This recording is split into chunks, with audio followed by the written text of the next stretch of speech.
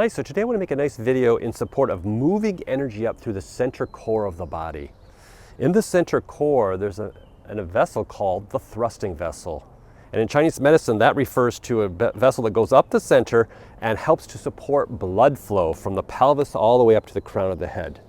This is a really important part of moving qi in the center of the body. So here's an exercise to help that. It's called fireworks. So bring your fingers in front of your pelvis. Get a nice strong stance for yourself. And you're going to start by moving your hips back and forth. That's like starting the engine here. And we'll slowly move the hands up the center line to mimic it coming up the thrusting vessel, all the way up to the crown of the head. Take a nice breath in, hold it for a moment, and then release. And let it come down and rain around, all around you, strengthening the fields of qi around you. So let's bring our hands here. Let's inhale. Slowly come up as we inhale. Pause, hold the breath for a moment, and release. Let it flow down all around you. Good.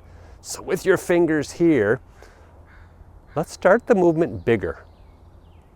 And as you come up, let it get a little bit smaller, but a little bit faster, symbolizing that it's hitting that sense of just reaching climax here, and there it goes. The fireworks shoot off.